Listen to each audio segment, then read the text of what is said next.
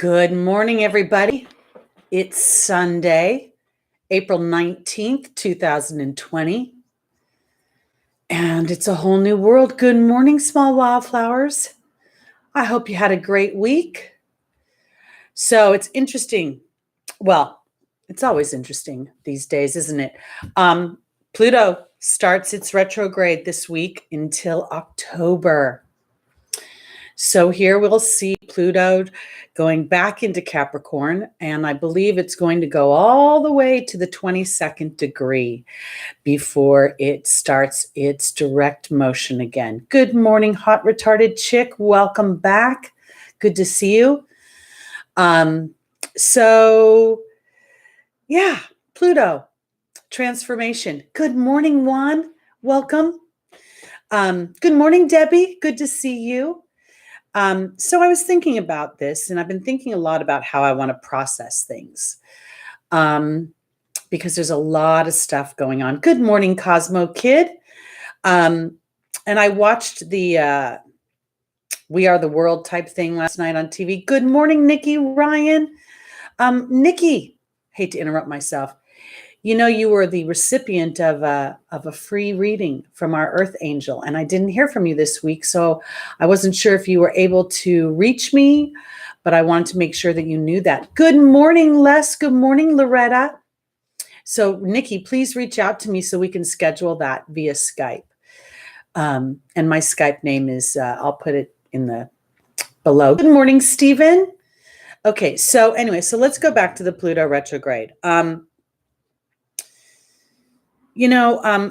I think I've mentioned to you guys how much, this is squaring all my stuff. It's squaring my sun, my natal sun, squaring my natal ascendant. Well, what other ascendant is there? It's squaring my Mars coming up. So I've really started to think about, how does this look for me? How do I want to process this? Am I going to live biting my fingernails for the next few months, waiting for something to slam me upside the head? And I thought to myself, no, I think this is an opportunity to really dig deep into where I'm being brave in my life and where I'm just kind of floating along, afraid to take the next step.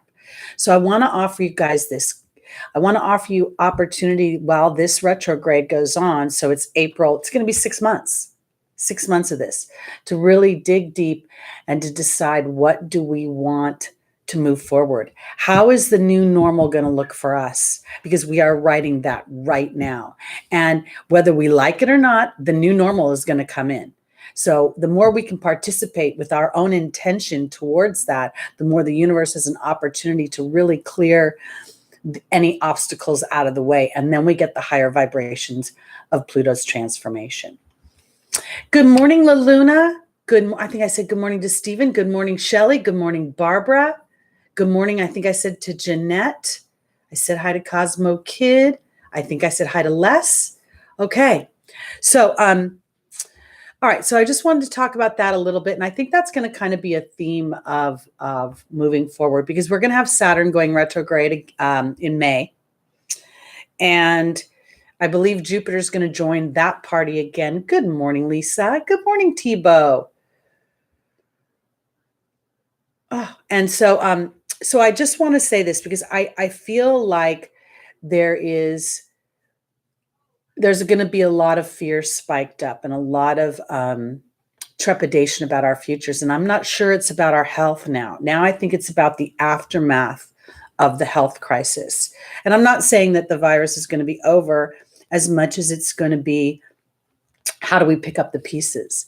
So I really want to say to everybody that as we walk through the beginning of this Pluto retrograde, I think setting a strong intention for that rebirth. We got to remember that side of this whole thing. Otherwise, we're just going to be white knuckling it. Okay. So a little bit more triviality. So Tebow, I have to say, I think I found you in the video, in the YouTube video that we were talking about last week. I think it was called Elevation. So I want to ask you, were you standing, you said you were with a blonde woman. Were you standing behind an older gentleman and near the taxi cab sign? And when Bono was singing sometimes he was standing right in front of you so you wouldn't see you. But when he moved to the side and they showed the group, I could have swore I picked you out, and all I could see was like your forehead, maybe this much of you, with the under the old man's, I shouldn't say old man because I'm an old woman, but behind his shoulder. So was that you? Because I feel like pretty confident that it was you. Good morning, CJD. Good morning, Nirvana Flux. Good morning, Ayana Jatoyi. I think I said that right. Barbara, you couldn't find him? I think you had to. I actually paused the video and then I opened it up and I had to wait for Bono to get out of the way so I could see the group of people. So I'm pretty sure. I don't know. It's interesting, Shelley, about the Spanish flu and happening right now, and how this is like almost 100 years later. There's something about the cycle of it that makes me feel even more invested in the idea of making choices right now, of rewriting our stories from our own perspectives and our own points of view. Good morning, Jason74. Good morning, Manny. Good morning, Saeed. Yes, Thibaut, it was a long time ago, but I still think it was very clear. You looked like you were the only bald guy in the whole thing.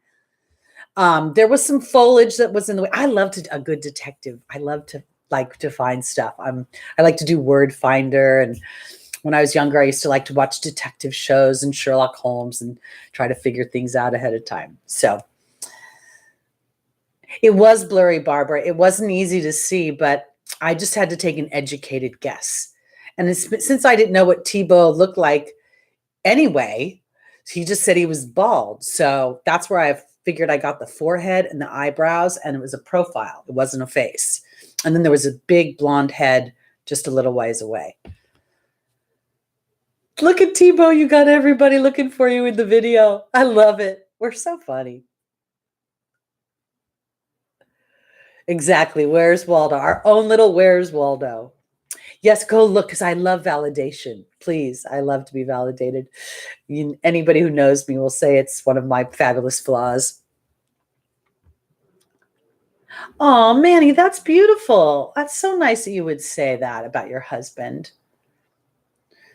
Welcome, Raina. I want to welcome you. Nikki, I didn't look for the pub, but I'll have to do that next. It's been interesting, you guys. The videos have not been uploading as quickly as they have in the past. For some reason, there's like a huge delay. And I've noticed it's not only me, it seems to be other people that are posting as well. So, yeah, that's kind of funky. Thank you, Stephen. It was wonderful to meet you in person. And I have to tell you guys, Stephen is very handsome, even with a chipped tooth. You can't even really tell. I mean, it is significant, but it doesn't diminish his charm and his vibration, which is a very loving vibration. Okay, so I guess we'll get to it. Oh, I wanted to, for those of you that weren't on the Wednesday show, I just wanted to tell you about my client that gave me this this bracelet. And I'm going to take it off so I can show you, because it's very cool, because it is the solar system. It's our solar system. Hold on, I funked it up when I took it off. Hold on. Okay, so we have the Sun, Mercury, Venus, the Earth, Mars. Then we have this little gateway with Tiger Eye. Then we have Jupiter, Saturn, Uranus, Neptune, Uranus, and then Pluto. So I don't know if you guys like it, but this gal, it's called Astrono Beads. Can you see that? Astrono Beads. And she does all sorts of cool bracelets and different little types of jewelry that are astrology based. So I think it's totally cool. So I just wanted to share it with you. I enjoy wearing it. I don't know if I love Saturn as, but their Saturn is so cool, I think. I don't know. Anyway. All right. So guys. No, Shelley, I don't think it's all of us online. I think because before we've been doing this for well over a year and we haven't had any issues. So I don't know, it may be, oh, when you say all of us, you mean all of us at home that weren't on the internet before because we were out doing things rather than being stuck home. Yeah, I think you're right. Yes, Astrono Beads. It's www.astronobeads. And if you look at her card, the BEA is bold because her name is B. So it's awesome. Okay. All right. Isn't it cool, Cosmo Kid? I think it's a really cool thing. Carol Ann, I'm an angel therapy practitioner, so I work with the angelic realm, and what I do is I offer readings based on working with your guides and your angels. So there's a predictive aspect to it, but it's based on a probability, or based on a momentum that creates a probability. So what I see is that as a person starts to endeavor something, they put a certain focus into it. And that focus is what creates the momentum. And the momentum is what creates the probable outcome. So, yeah. So that's kind of how it is. So it's a little bit, I think there's a predictive aspect, but I don't like to say it that way because I believe that the human is inherently has choice. So that comes into play.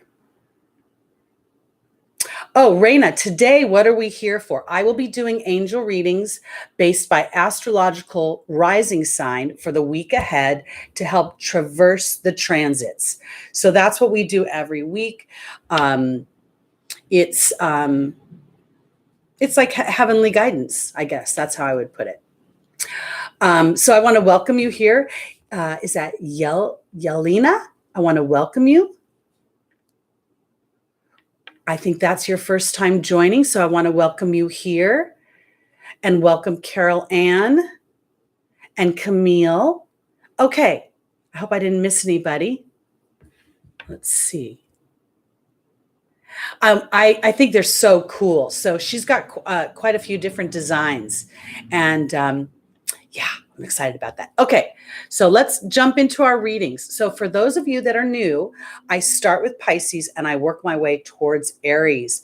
I started that a couple of Mercury retrogrades ago. It might be 4 of them by now, maybe even, because they go so fast. But I just sort of like the idea of changing it up and letting Pisces and Aquarius and Capricorn have the front seats. So here we go. Okay. Welcome, Amanda.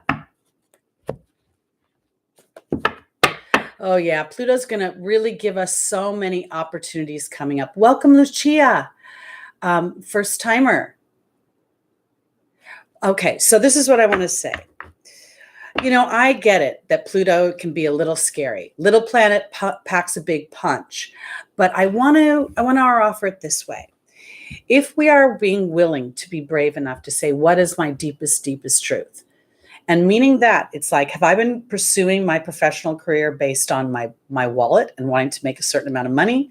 Or am I basing it on my passions, on the things that fill my heart? That's what I think this is about. So as we stand in the deeper layers of what is the truth of what we want, because sometimes it takes a while to figure that out. We start to think we're endeavoring our actions in one direction, and there's really an underbelly that we aren't aware of. So that's what I think that this is about with this time in history, because these planets don't come together that often. So what we're seeing is an opportunity to really, we're changing the world right now. The world will never be as it was as we knew it before this started. So why not take advantage of this time and allow ourselves to stand on a platform that might seem a little wobbly at first, but I think Spirit will then support that and will start to be a part of the balancing act. Okay. All right. Welcome, blessed indeed, indeed. Welcome, Jeanette. Cece Pops, good to see you again. Okay. Here we start with our Pisces. I'm going to start with the angel deck. I use 2 decks and I marry them together. Welcome, Rayminder. I think I'm saying that right. Okay, here we go. Pisces, rising sun, moon, and stelliums. And I say stelliums because when you have a group of planets in one sign, it's going to have a significant influence on your life path. Okay, and I forgot to one thing now that I've seen Susie Sherlock in my chat. Our Earth Angel has bestowed one more half hour. And Susie, you have been the person that was named to receive the half hour free reading. So I will check if you haven't checked before, look in the information below and I'll have my email address. So Nikki and Susie, please reach out to me so we can schedule those readings. And again, these are not from me. This is not part of the game we were playing this last year. This is one of our tribe members who has been touched by your individual stories and wants to pay it forward. And so I hope that inspires each one of you to want to pay it forward as well. And then we create a movement. There's Pluto transformed, right? Okay. Yes, Susie. Yes, I believe this is an incredible blessing. And not just because you want a free reading, but I always love it when Spirit gets an opportunity to speak directly to you. So welcome, Pamela. And Deek, Dillick, I think I'm saying that right. Did I miss anybody else? Jeanette, I think I said hi to you. Okay, here we go. All right. Again, Pisces, rising sun, moon, and stelliums. All right, here we go.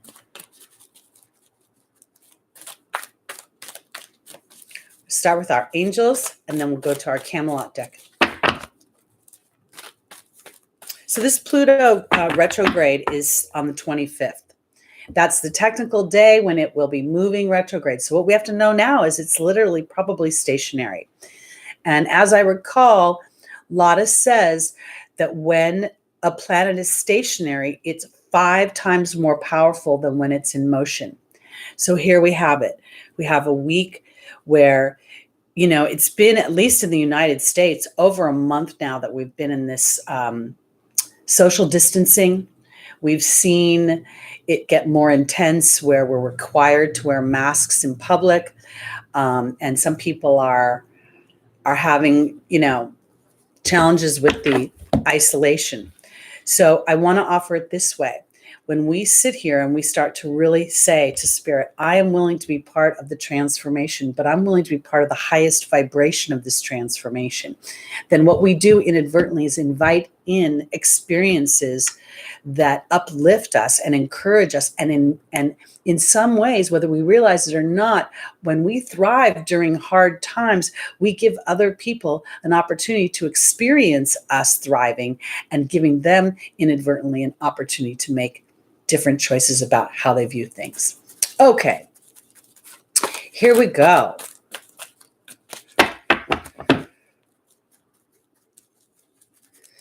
Okay, Sam Fraser, welcome. Hi. Okay, so let's say this, all right? I don't normally address personal questions, but I think this one is worthy because we do have a new moon in Taurus. Taurus is the second house. Yes, it represents money. Yes, it represents possessions, but it also represents our self-worth. Then we throw Pluto in there. Pluto asking us to rewrite. How do we define ourselves? And then Uranus offering us liberation, offering us freedom from what has been holding us back.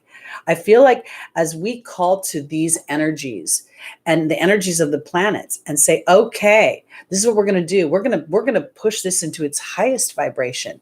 We talk about Jupiter being so benevolent all the time, but Jupiter, and I say this all the time, Jupiter expands things. Jupiter will make you fat. So is it possible that Jupiter expanded Pluto and Saturn's influence in Capricorn? So now as we start to look to the higher vibrations, we expand the transformation, expand the liberation, expand our own self-worth within this moment. Okay, here we go. Lisa, my sister, has her moon in Taurus in the 8th house, natally. Okay, all right. I know it must be so hard to do the timestamps. I apologize, guys. It's just who I am. Whoops.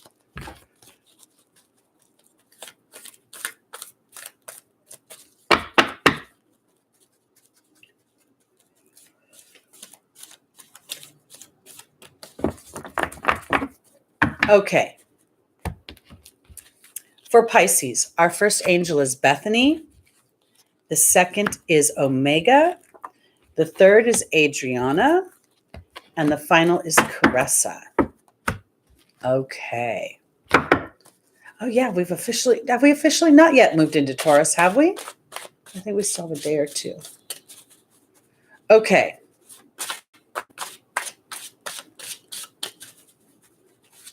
Whoop.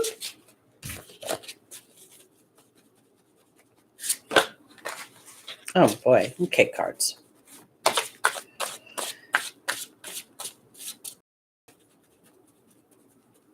Well, Sam, I'm so glad that you're watching every decide to participate this week. Thank you, Barbara. Big heart to you too. Okay, Pisces. Bethany is being joined by the Love card. Omega is being joined by the Fire Fairy. Adriana is being joined by Merlin. And Caressa is being joined by the Wealth card. This is pretty fabulous. Now, I want to offer it this way, because this is the thing, guys. During this year, I can't even say, this period of time or this week, we are all getting an opportunity to rewrite our normal, right? So we know that. I don't want to harp on it, but I might a little bit, because Pisces, Bethany talks about self-care. She talks about manicures and pedicures, which nobody's getting right now, but this is about the bigger self-care. What fills your heart? What makes you feel fulfilled and purposeful and meaningful and valued within yourself? And there is the Love card. This is an opportunity for Pisces to truly sit in a bigger picture of what you want. And I want to offer it this way, because I don't think it has to do with just one genre of your life. I think it has to do with various genres: your intimate body, your familia, meaning your family body, your financial body, your pleasure body. And when I say that, I'm not talking about intimacy. I'm talking about having fun. So I think this is an opportunity for Pisces to really step into the energy and move forward on a platform of what makes you feel love in your life. Because in the opportunity or the obstacle, we have Omega, the angel of victory, keep up the good work. And then here is the Fire Fairy about creative action and optimism.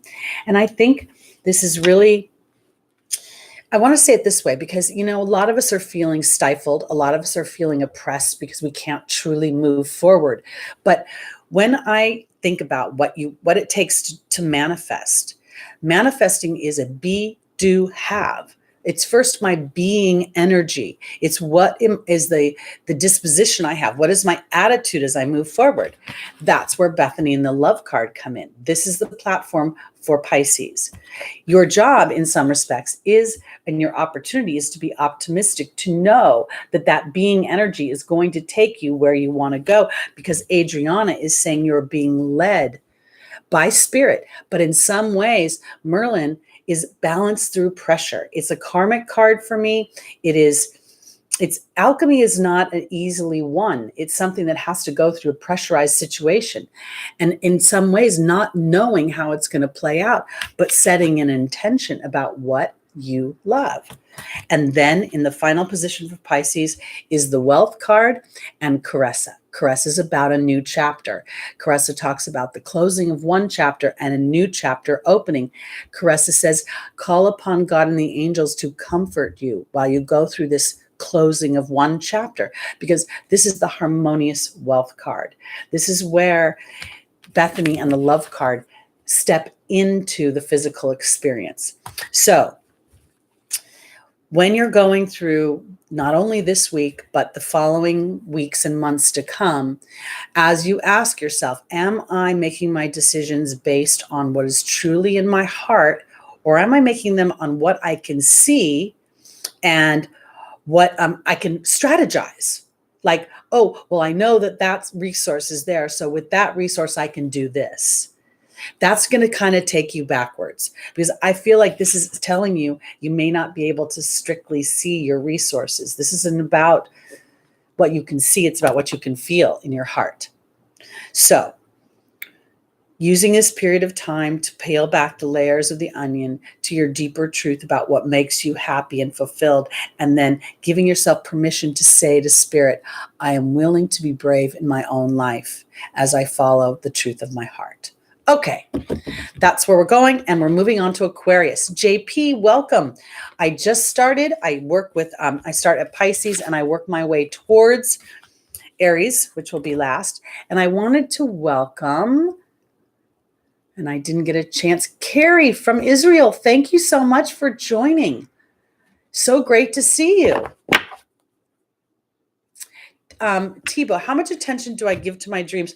It's hard for me to give attention to my dreams because I have the weirdest dreams. I had the weirdest dream this morning, and I can't really remember it, but it was going on and on.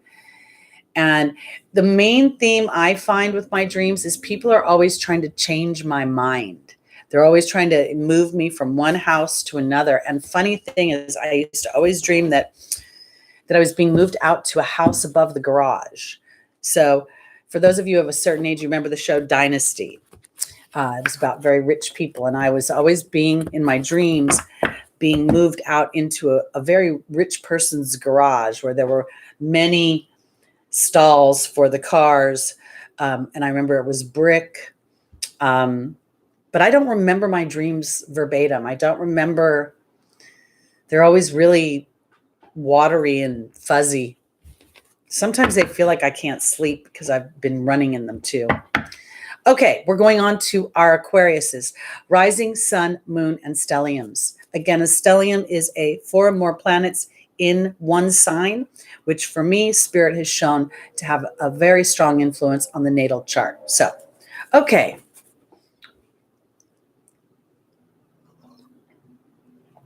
Okay.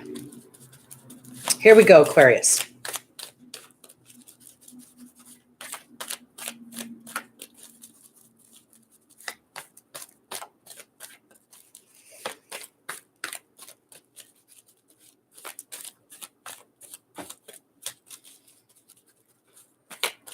Yes, Nikki, it is nice to see new people joining me. It's fun. All right.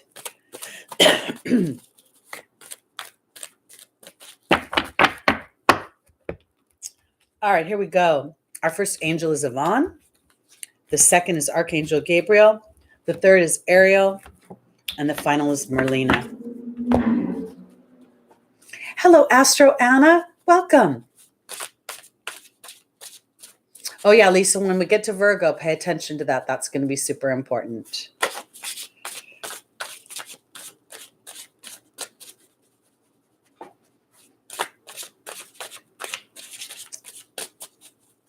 Saturn's been in Aquarius for a little bit, a couple weeks, and not going retrograde until May. We are on Aquarius right now. I start at Pisces and move backwards. Okay, Aquarius, here we go. Joining Yvonne is the Wasp. Joining Archangel Uriel is the Love card. Joining Ariel is the Owl. And joining the Butterfly is Merlina. Joining Merlina is the Butterfly. Sorry. Hi, Dolly. Welcome. Okay. All right. Aquarius, Yvonne is a card of vulnerability for me. It's a card of being vulnerable to a deeper truth, to a deeper concept of myself, to I'm seeing Uranus in my head because it's that uniqueness. It's my particular viewpoint. And then here's the Wasp. The Wasp is a stinging energy. For Aquarius, I feel like this week and this coming into this Pluto retrograde, you may feel a little pissed off about feeling so vulnerable. And vulnerable just to everything, not just this condition of the world, but of everything, of being, some of you may be stuck at home, and while you love your families, there's just too much together time. Or some of you may be alone and, you're craving connection. It may just be, it's funny because I think of of Aquarius as being more of a scientific sign. Ruled by Uranus, ancient times, Saturn, not two very emotional planets by any means. But at the same time, I feel like there are emotions that are deep-seated within Aquarius. So here, I think this feeling of being vulnerable to the conditions of the world may be kind of getting up your grill, because Archangel Gabriel and the opportunity or the obstacle is asking you to give your insecurities to her and to her energy so she can transform it. And this is the love card. So this is really my opportunity, is to be vulnerable in this moment and to go to the deeper place. Because, and when I say the deeper place, I'm like, what does love look like to me? What does my life look like to me? Let's say that you're an Aquarius and you were working in a customer service job and it was paying the bills, but it wasn't really anything you felt inspired by.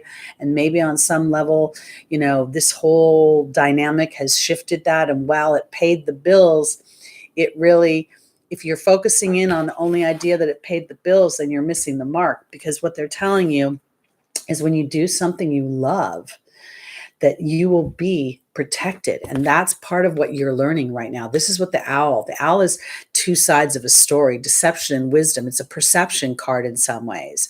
So when we are, and again, this is an example, when we are picking our jobs because they pay the bills, but they feel nothing else inside of us, there is a clock ticking on our dissatisfaction, on our irritation. Hence the wasp. So Ariel says that new psychic and spiritual experiences are changing the way you view yourself and others. That is where Archangel Gabriel comes in and the love card comes in. We are, as a planet, rewriting how we do things. I doubt highly that the 40-day work week is going to stay in play. I doubt highly that that everybody's going to be working for the weekend. It's going to be a whole new world. And for Aquarius, I believe this is about starting to rewrite it and about surrendering in some ways to the transformation, because we don't know yet how this is shaking out. So much of what we're writing the script right now. We are, as a human race, in a recalibration. Hello, Pluto retrograde, death and rebirth. The caterpillar dies in order for the butterfly to live. So what I want to say is that the more gentility that you can put on yourself. I don't even think it's about others. I think it's about how you're processing this, because so much of us are going to naturally want to write the new story based on the old structure. And I don't think that that's really going to be possible. So I mentioned this the other day, and I'm going to say it again. I was talking to Lotta, and I said to her, what if Saturn, which represents government, authority, structure, 10th house, top of the chart kind of things. What if that 2.0 version of Saturn is our own structure, the structure of our mind that is truly the government of where we take our actions and how we organize our lives? What if that's being rewritten? And what if, particularly because Saturn rules Aquarius in ancient times, what if that's your opportunity right now? And rather than being frustrated with yourself, allowing yourself to be vulnerable to the beauty of what the butterfly has to offer while you sit in an unknowing. Because when you put your intention out to the world, I believe that spirit will give you an experience that will help anchor and cement into the new platform where you trust it more. You trust your vibration to create. Okay. All right. Let's go on to our Capricorns.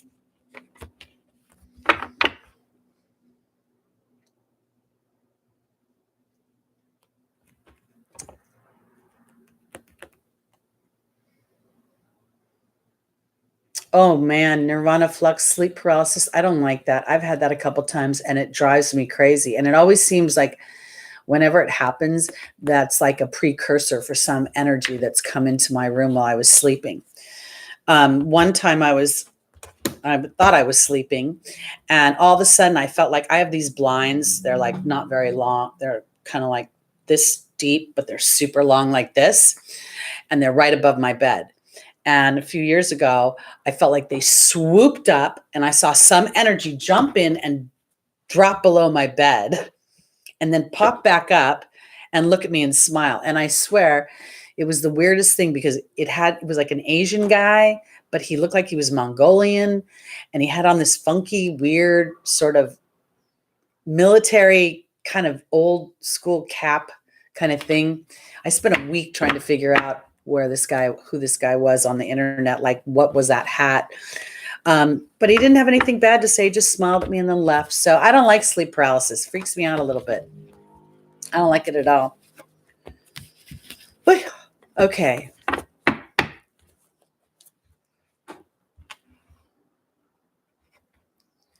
CJD, when you're looking at a stellium and it's in a specific house, you want to look at the house and the sign. So if your fourth house isn't Cancer, but in the natural chart it's Cancer, you want to, let's say it's your fourth house is Leo instead of Cancer. You're going to add Leo elements to the Cancerian energy of the fourth house. And the fourth house represents property, home, cars, family. So you're going to take those strings and kind of string them together. I hope that made sense for you.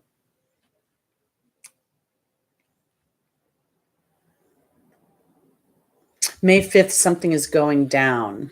I'm not sure what that is. I'd have to look up and see if I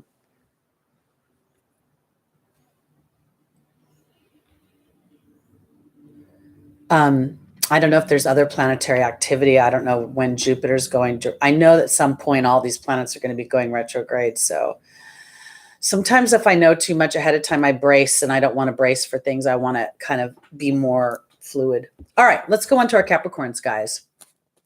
Oh, and the nodes are shifting as well, which is truly very significant. Okay, here we go.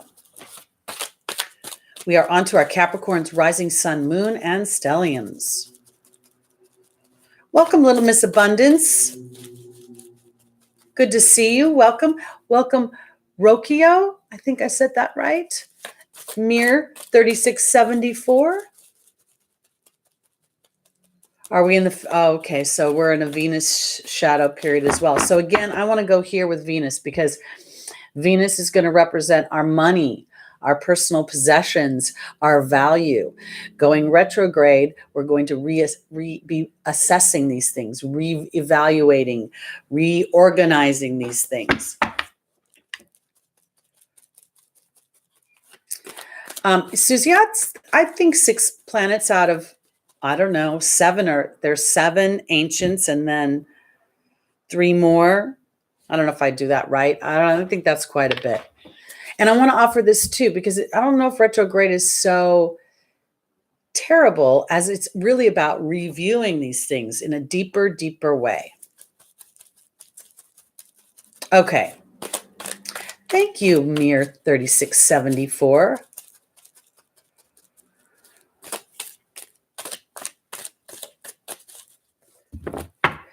Uranus opposition. What is it opposing, Astra Anna or Anna? Okay. Cosmo Kid, Venus and Scorpio. Ooh, I would think that's a sexy little something or other. Okay. Here we go. On to Capricorns.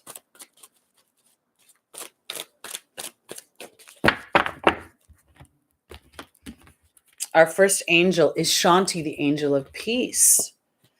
And then we have Chantal, the angel of romance. We have Crystal. And then we have Caressa. Oh. Okay. Here we go.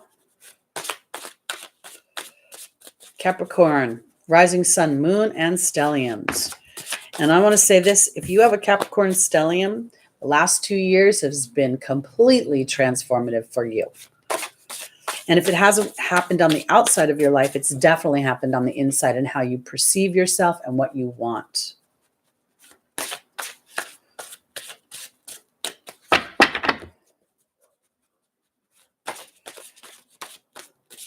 Okay. Shanti is being joined by the bee card. Chantal is being joined by the butterfly. Crystal's being joined by the raven. And Caressa's being joined by the joy card. All righty. Okay, here we go.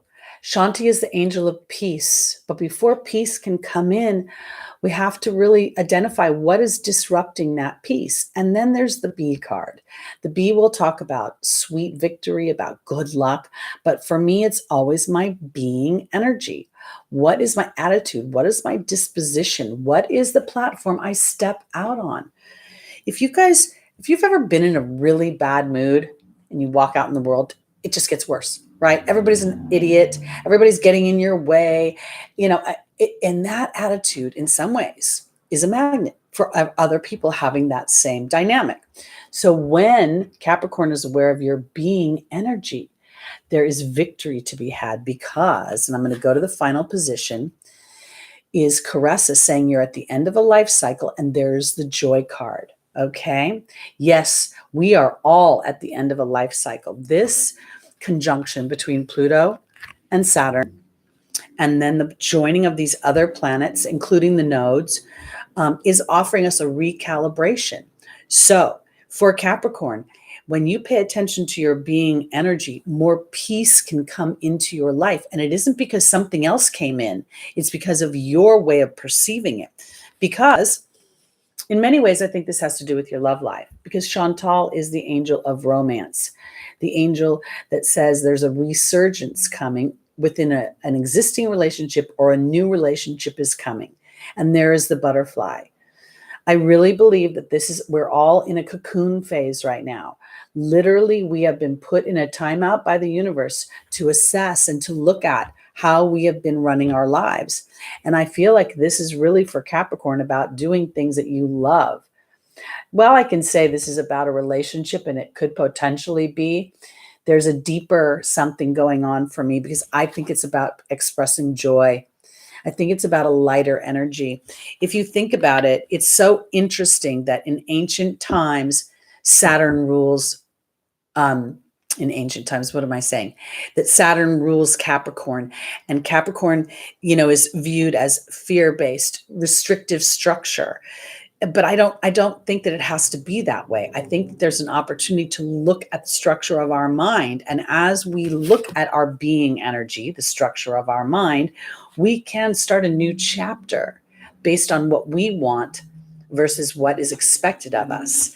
Because in the angel's advice, Crystal says, have faith and hope. There's more on the horizon that you can't see. And then the raven is about magic, timing, and about synchronistic events.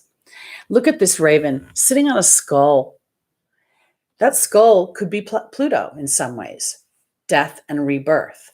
For Capricorn, I believe there's a sense of peace coming for you over not just this week, but over the next few months. And as you walk into a new season of life with more intention to feel the joy of your heart, I feel like that's going to start to step up. And now Saturn and Capricorn get to be rewritten in a structure that plays to our joy versus our arduous, dutiful dynamic. That's how I want to put it. Okay, let's go on to our Sagittariuses. Okay, what did I miss?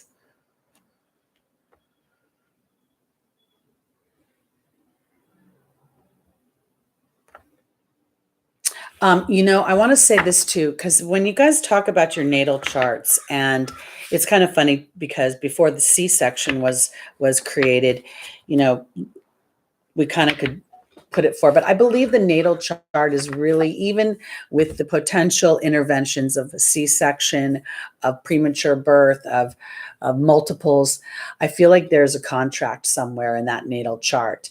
And so when we are walking through the storm that we are, in some respects, with all of these planets, we have agreed to do that because we've agreed as souls to be part of a balancing act.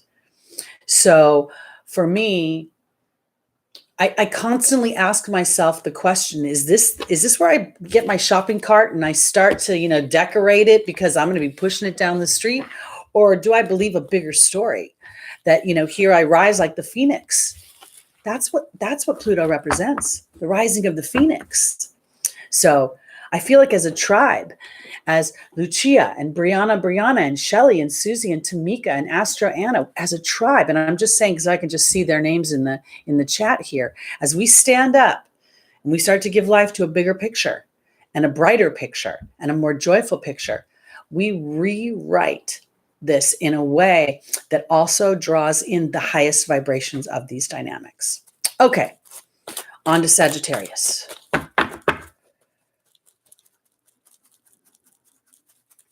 Austin Nay, I want to tell you, I don't think that you should worry about your moon. I mean, yes, it could be, but the world, it's depressing right now. It's sad. Every commercial on TV that we see is, about the virus now. Everything is about either being philanthropic through the virus or being a warning through the virus. Our finances are being threatened. Everything is in upheaval.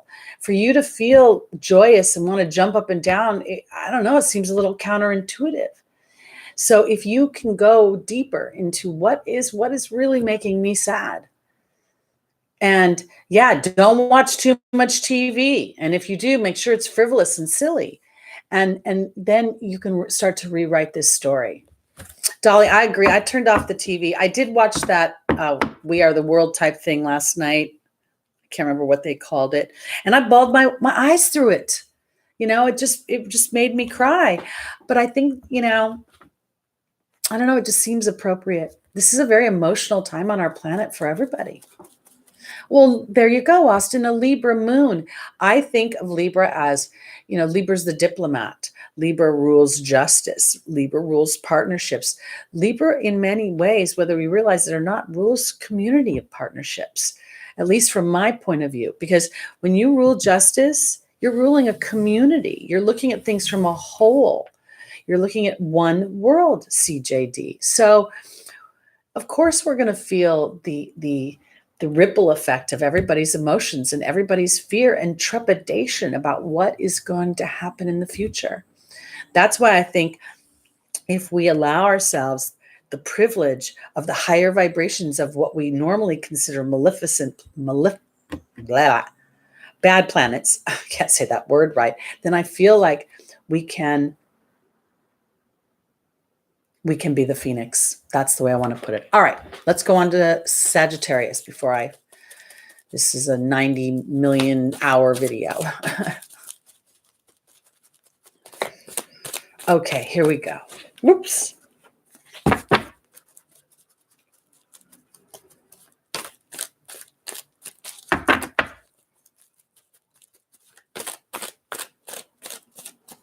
Okay, here we go. Sagittarius. Our first angel is Azure. The second is Rochelle. The third is Layla. And the final is Archangel Raphael.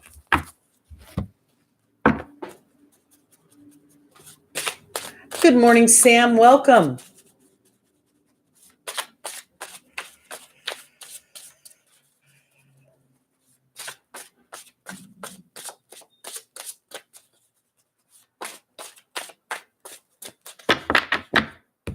All right. Azure is being joined by the novice for our Sagittariuses.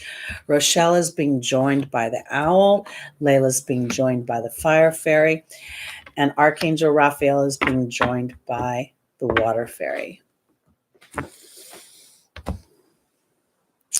When I first look at this for Sagittarius, the very first thing I kind of feel is that Azure talks about your desired outcome happening in the near future and not try to force anything to happen. And the novice is about new beginnings. It's about skill without practice. It's curiosity. It's like, I don't know if you guys remember Weebles wobble, but they don't fall down.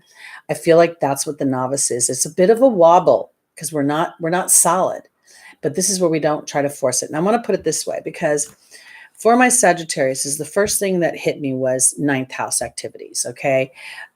Deeper beliefs, higher realm beliefs, connection to the angelic realm. Yes, it can talk about foreign places, foreign travel, da da da.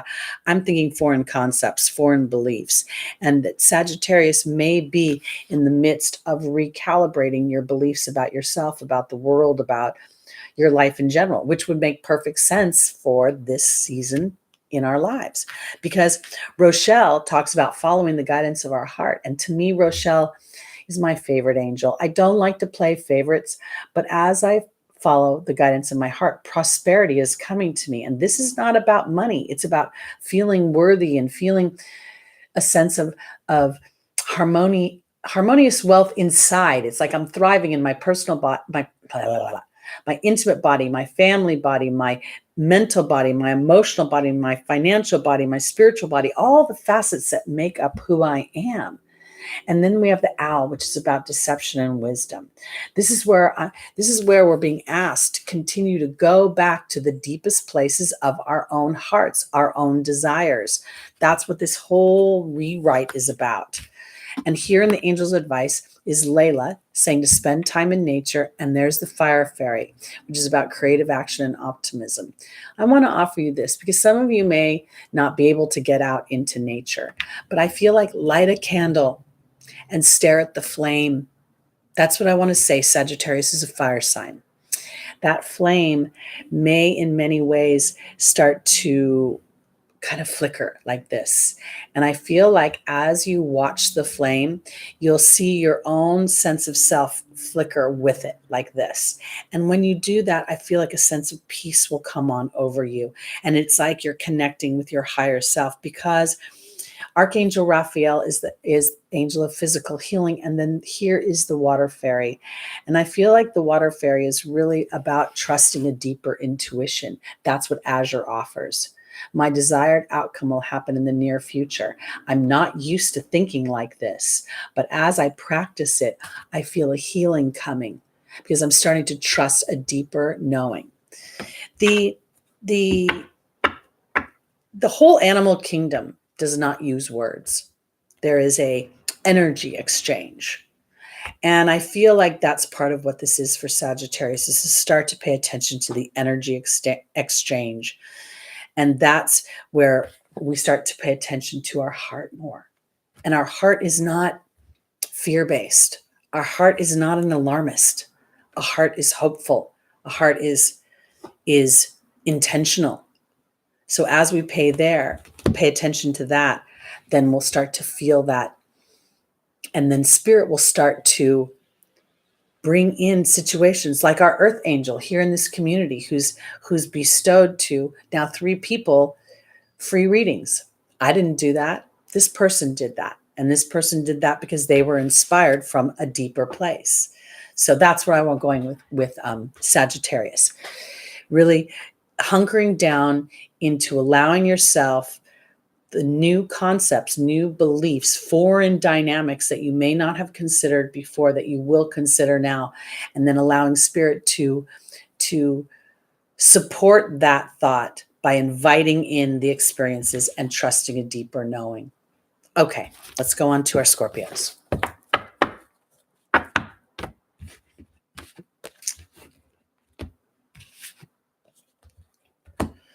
Okay. I want to say this. I just noticed Nikki's comment saying she's getting her kitty is nibbling on her and being playful. I want to, Lucky has been super playful lately. Like every time I want to dump the trash, he runs and gets his ball.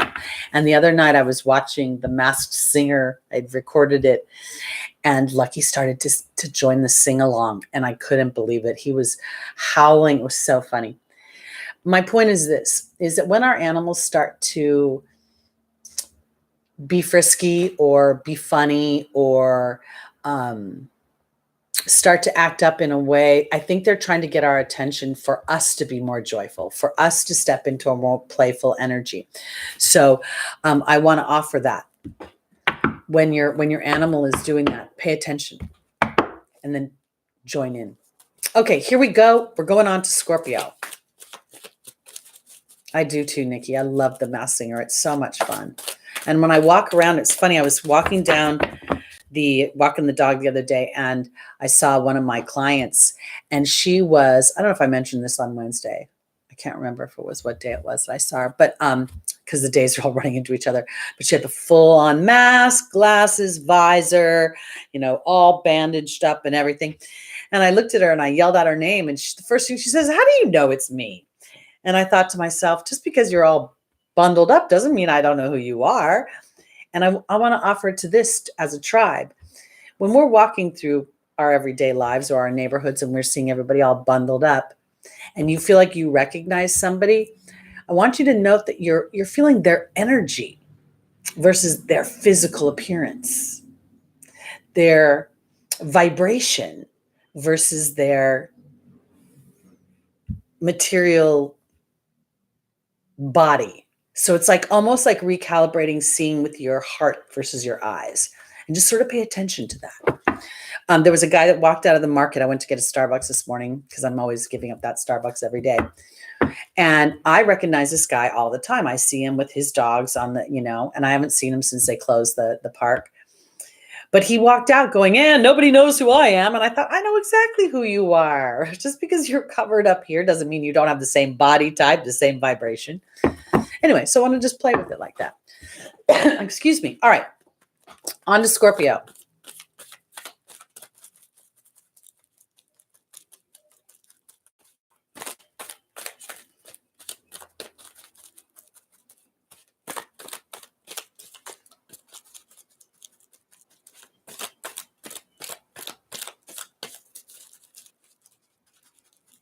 Yes, we did go live, Susie, on Sunday at 11 a.m. Pacific.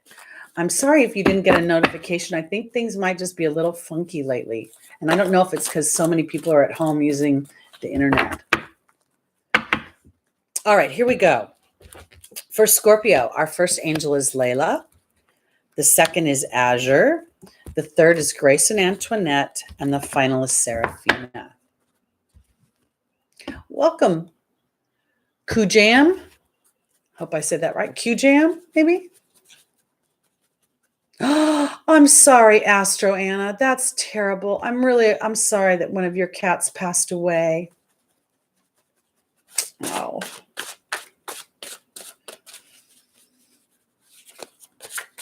Okay, here we go.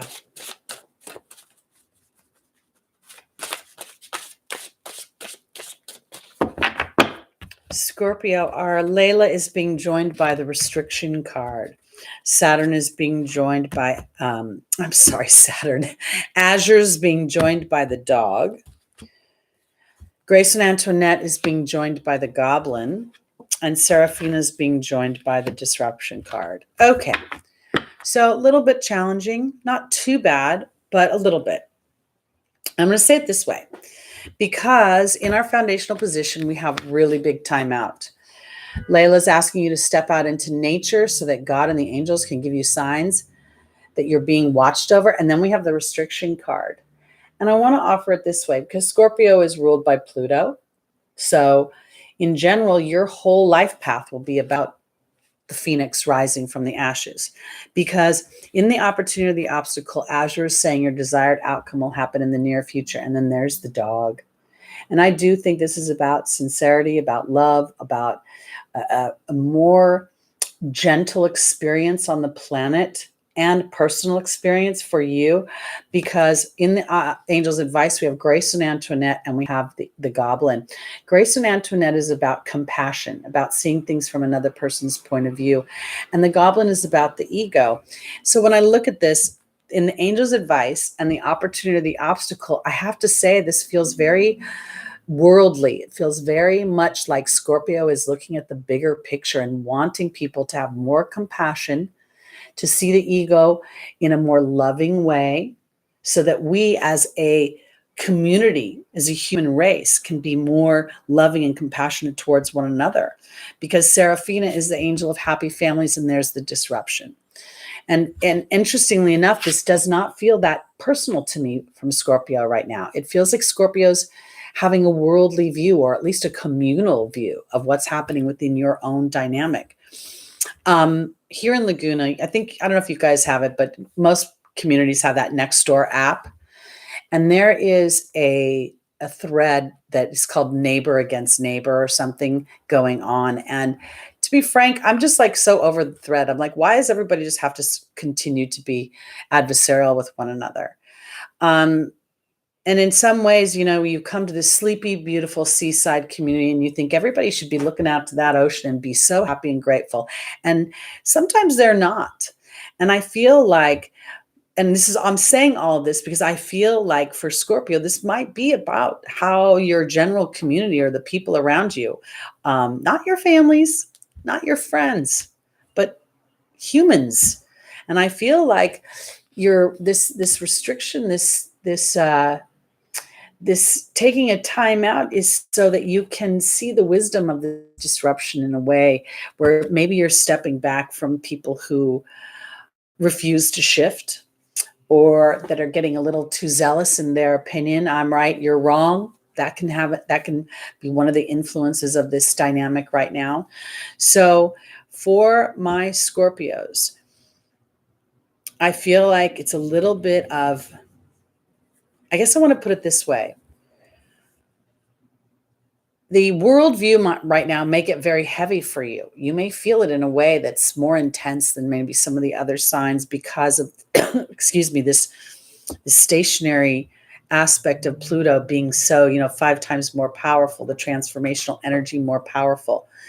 And I feel like in order for you to feel good about things, it's sort of about letting this disruption be what it is and then deciding who you want to be amongst it.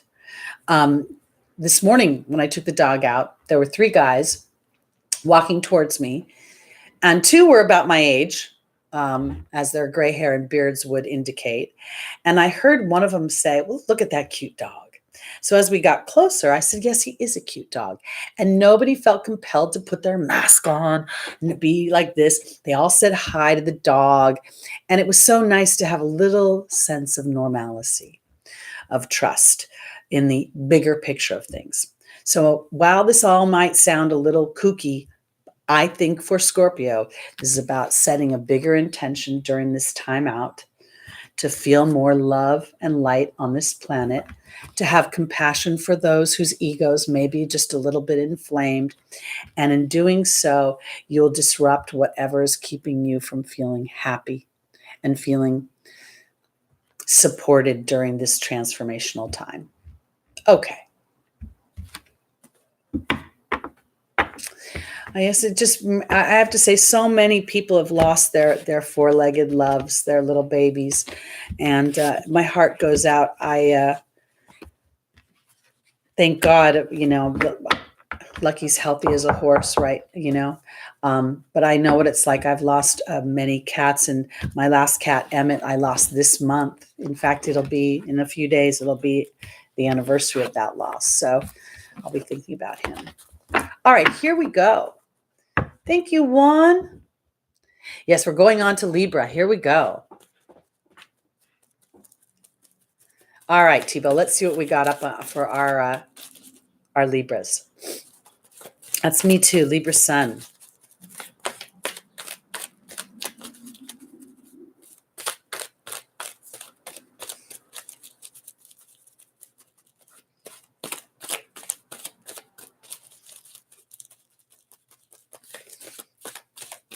All right, here we go. Austin, Libra Stellium, pay attention. This will be for you. Oh, you didn't bring us down. We're here to support each other, Astro Anna. And so we want you, to feel like it's okay if your heart is heavy. We all, most of us here have animals that we love dearly. So we get it. Welcome, Michael. So nice to have you. Okay, here we go, Libra. Our first angel is Rosetta. Our second is Bridget. The third is Patience. And the final is Bethany. Yeah, anytime you have a large number of planets in any sign, pay attention, guys. I really believe that's important. And in some ways, I think it might be even more important than the ascendant. This is what I get from Spirit. It's not that I'm an astrologer. I'm sort of this in-between space. Okay, Rosetta's being joined by the partnership card. Bridget's being joined by the raven. Patience is being joined by the horse. And Bethany's being joined by the dog. Wow. Okay. So Libra represents partnership. And here is Rosetta. I want to say this. I don't think that this is partnership outside of yourself.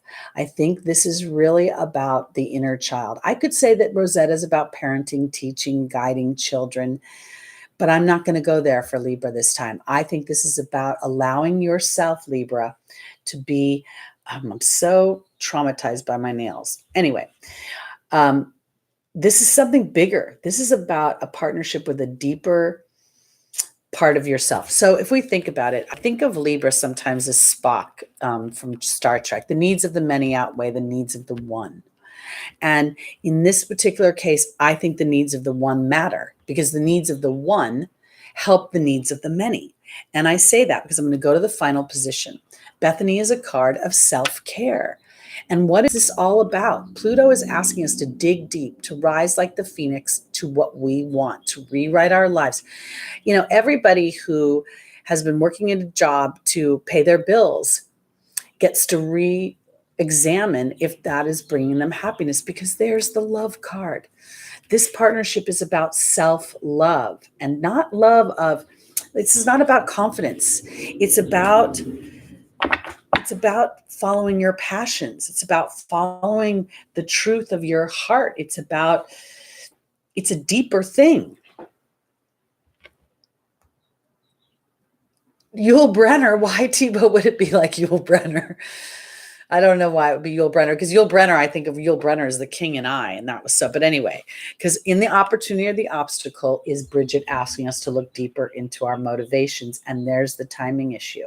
And when I say timing, I mean, I'm really paying attention to that skull today. I'm really seeing the raven offering me transformation through this time of reflection, of deciding what's important to me. You know, I've told you guys before that, you know, when I look at this period, I wonder, and my vulnerable self, okay, how bad can this get? How quiet will it be? Da, da, da, da, da.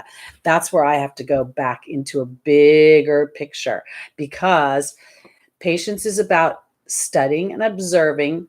And then there is the horse, and that horse is about going a new direction based on your energetic dynamic. All right, let me be more clear, because I'm kind of like reading the comments and trying to pay attention to what I'm doing. Libra, I think that this period of time about this retrograde of Saturn and Pluto and everybody else who's going to join the party, Venus, our self-worth. This is about getting deeper in trusting place. Your partnership is with spirit, knowing that as you honor and follow the guidance of your heart, spirit will start to bring in experiences that will support that.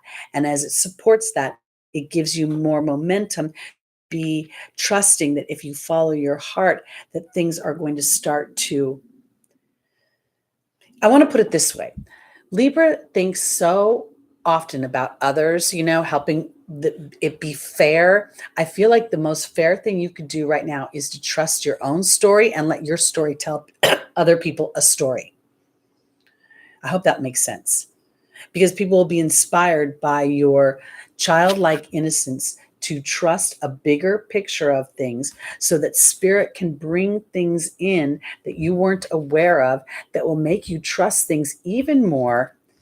And then the more you stand in that, the more love that you're able to give to others. I hope that made sense. It kind of did, and it felt choppy at the same time to me. Okay, so now we're talking about Telly Savalas or Yul Brynner being the bald people. What are we talking about? Bald people? Oh, Melly Dama, thank you. Yeah, I already did Aquarius. I start at Pisces and I work backwards. So we're headed on to Virgo now.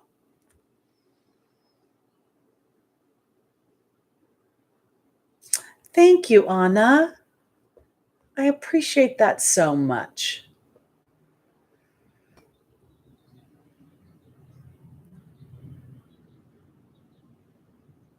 Oh my goodness, CJD, that's pretty rough. Okay. Let's go on to our Virgos.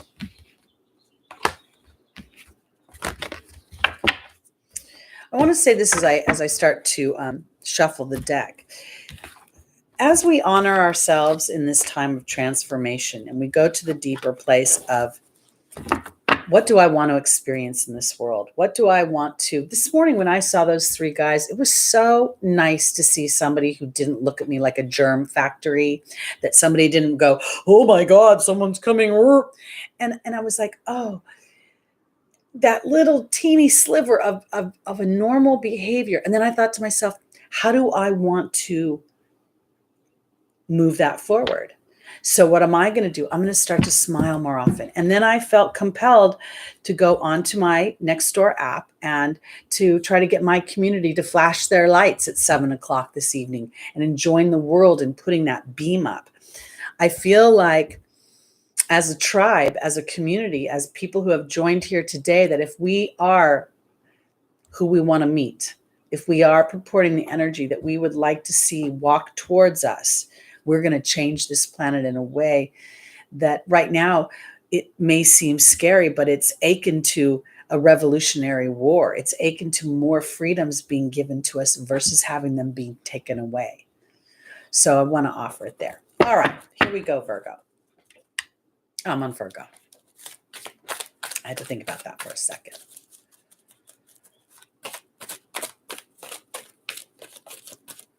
Welcome, Maria.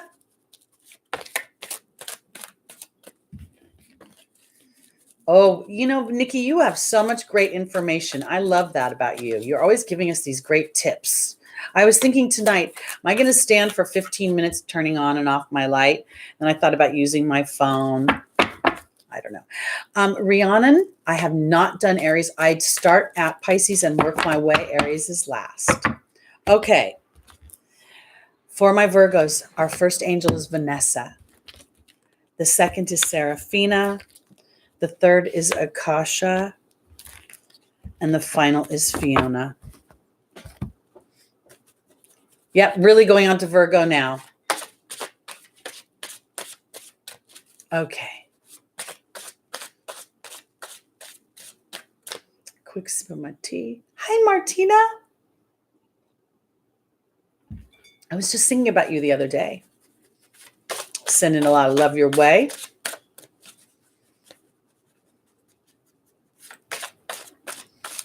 Well, that's neat, Susie. Okay, here we go. Vanessa's being joined by the communications card. Seraphina's being joined by the joy card. Akasha's being joined by the focus card. And Fiona's being joined by the Baird. Well, this is very interesting. Okay, so my Virgos. My practical, dependable, reliable Virgos. This is about faith. And there's the communications card. Vanessa says, are you going to take your decisions based on faith or fear? Boy, what a time in history. Everything, every single human, from the smallest to the tallest, is being asked to make their decisions based on faith. What will they believe about themselves? And I want to say it this way. I was talking to a client yesterday, and they were trying to tell me that they were positive, that they were being positive about a situation. But what they were doing is bracing for what they didn't want. So this person talked about having their eggs extracted. And if this never happens, I'll be okay here. And if that never happens, da, da, da, da, da. I got to say, this is where I feel like Vanessa's saying, are you really talking faithfully, or are you bracing for something negative to happen? Because Virgo, it's time to really look at your inner talk. Look at what you're saying to yourself. Because, and I'm going to go to the final position, the Baird is here. This talks about my history, the enchantment of storytelling. And Fiona's saying, now that you've asked God and the angels for help, be open to receiving their guidance. I think this is about the storytelling aspect. I don't even know if I'm going to go into, yes, it's part of your history because you're going to project into your future what you've experienced in your past. But I think this is a time to really rewrite that now. to really, truly say to God and the angels, thank you for helping me to be brave within my own life. Thank you for giving me experiences to anchor my faith into that bravery so that I can be part of the balancing act, that I can be part of the people who turn the world around into a place of more nirvana than trial and tribulation. So, what does Spirit ask for our Virgos? To start to practice joy. And joy is the hardest emotion for people to feel, because the minute they start to feel it, they feel the tug of, when will this be pulled away from me? But Serafina is offering you a shift. And this is where I'm going with this. Virgo, you have the opportunity to be able to teach others by inadvertently allowing your focus to be on joy. Allowing yourself to say, what if the good story works? What if the happy ending is actually possible? What if all of this disruption is bringing something bigger? You know, when the American colonies rebelled against England, it was because they wanted more freedoms. And these people were considered criminals.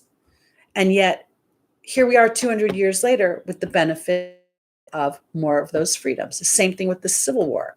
Every time we've gone through some disruption, it's led us to something greater. Our job is to focus on what is the greater. And if we don't know what it is, it's not about being able to identify it, because Virgo is going to want to identify what is that great thing. It's going to be, the great thing is the faith that better times are coming, the faith that it's not about me, but more about a spiritual journey of ascension. And now the numbers of human souls that are incarnating to bring out this rewriting of structure, the rewriting of how we view ourselves. Because as a human community, we have been working too hard at our actions and not identifying our being energy when we go into those actions.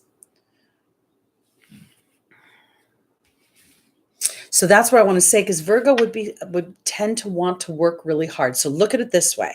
Virgo represents the sixth house. Sixth house represents slavery. We are slaves to our jobs. We are in some ways slaves to our health, if it's bad, we're slaves to it. So I kind of want to put it this way.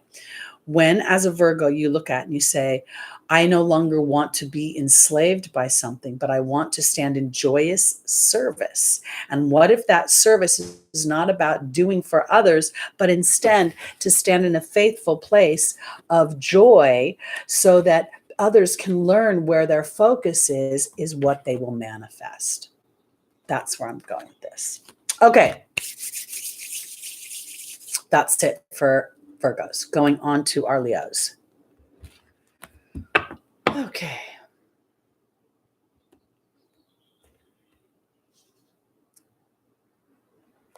Astro Anna. I'm an Aries rising, and in Vedic, I'm an Aries rising and an Aries moon. And it's kind of good news, bad news, I guess, depending upon how someone views it. I'm very much an authentic human.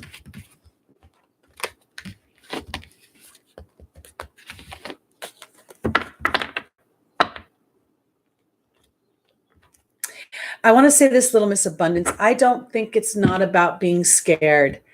I feel like it's more about just being courageous or brave in the fear, in the midst of being fearful. That's what I say to Spirit all the time. I'm not going to pretend I'm not scared, because that would be ridiculous. But I do want to be brave in the face of my own fears, so that my fears can then empower me. Yes, Tebow, we'll do Wednesday again. We'll miss you. I'm sorry you're leaving early, but I hope you're going to do something enjoyable. And if you're going to go back and check the video and let me know if I was right, I think I was right. Okay.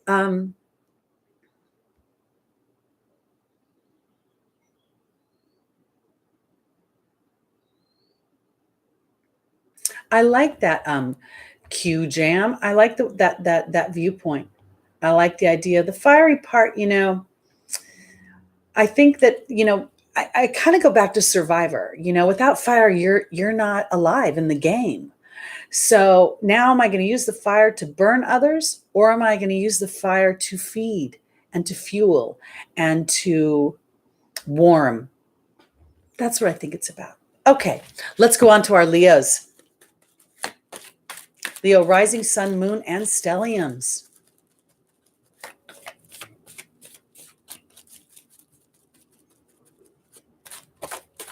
Oh, Ravinder, Scorpio rising, I've already done. I go backwards. So I start at Pisces and work my way towards Aries. So if you want, you can rewind and see Scorpio.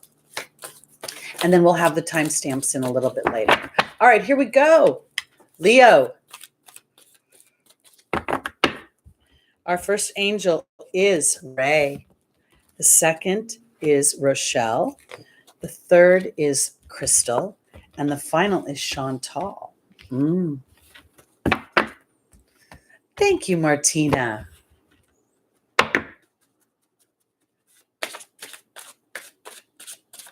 Oh, I hope it's not buffering too bad.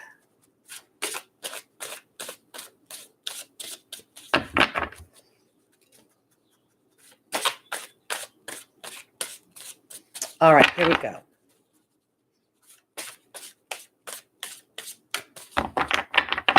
Leo, Ray is being joined by the Stag. Rochelle is being joined by the Death card. Crystal's being joined by the High Priestess. And Chantal is being joined by the Love card. Wow. Guys, as I look at this, Chantal represents romance and the resurgence of romance. And the Love card is right here. And yet at the same time, I'm not kind of going with the whole idea of love. I'm kind of thinking it's a little bit different, because I'm going to put it this way. Ray will talk about yoga and exercise, but look at her. She's sitting in a meditative position. She is got her power chakra coming out of her third eye, headed up towards spirit, and it's flanked by a green and a blue stripe, which is, to me, is my heart and my throat chakra. And then here I have the Stag, and I think the Stag is about leadership. So what does Leo represent? Leo rules the solar system. Leo rules our zodiac. You are the sun. And I feel like this is a time of standing in leadership with what you want by your connection, through meditation, through your connection to spirit. Because we have in the opportunity, the obstacle, Rochelle says, as I honor and follow the guidance of my heart, prosperity is coming to me. This is harmonious wealth. This is a feeling of calm and a feeling of cool, a feeling of serenity. That's what's being offered in the form of transformation here. And the angels are saying, have faith and hope, because there's more on the horizon that you can't see. And I want to say this, it's much more aligned to what you want, Leo. I've been going through this period with Leo and Capricorn. The two different signs have been feeling like there's just been this certain repression of how your authentic expression. And I feel like the more you've stood in your authentic expression, the more opportunities the universe will present to confirm and support that your authentic expression is exactly what we all need right now. Because this love here, this combination, I feel like this is a bigger picture of love. This feels like love in leadership. It's a sense of Leo coming through, not with an arrogance. Sometimes we can think of the Stag as slightly arrogant or prideful, but I don't see it that way.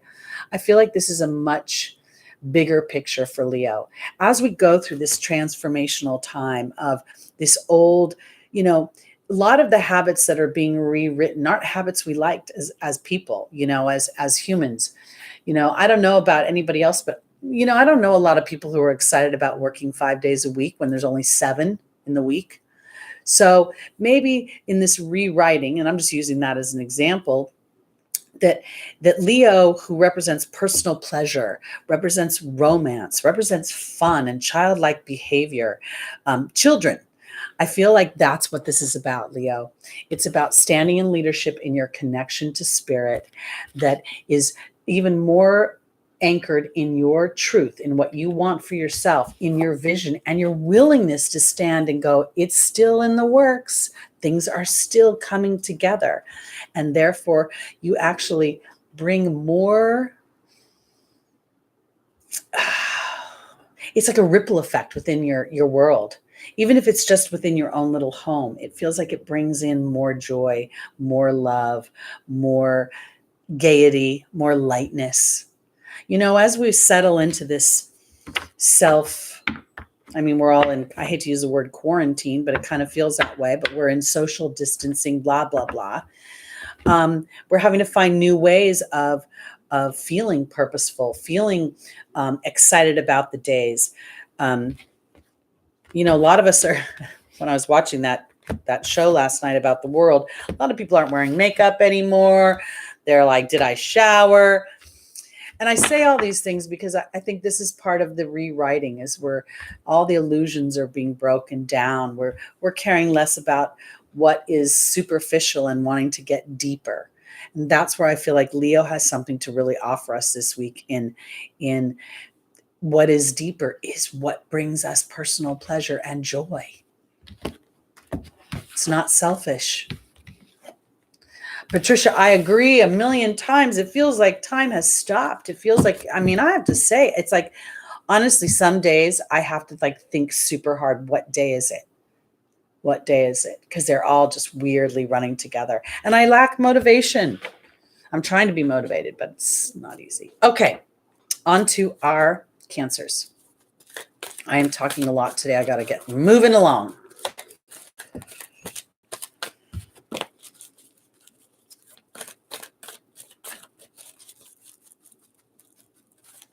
Okay. All right, Amy, enjoy the rest of your day. Yeah, it's a little stir crazy here.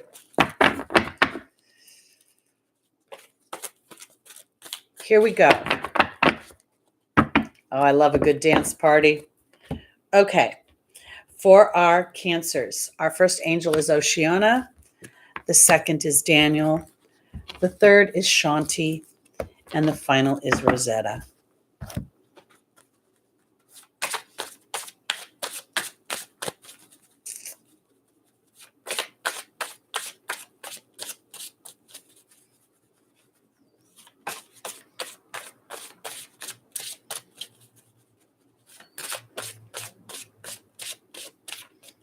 Okay. Joining Oceana is the Wasp. Joining Daniel is the Disruption card. Joining Shanti is the Wealth card. And joining Rosetta is the Restriction card. Oh, excuse me. My goodness, this seems a little challenging, guys. All right. So Oceana says to take action, that you're in touch with your truth, and to lovingly assert yourself in this respect.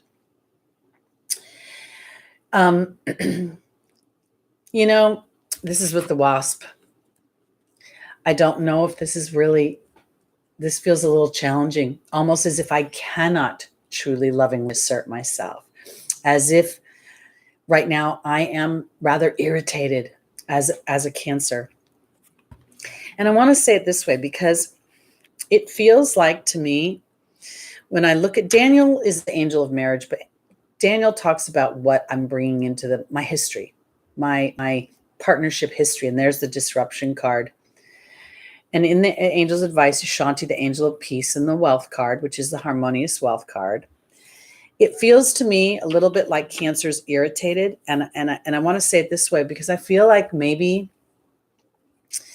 there's something about the intimate circle that there may not be a sense of appreciation coming through for Cancer's efforts and the way that you've been lovingly asserting yourself to your family.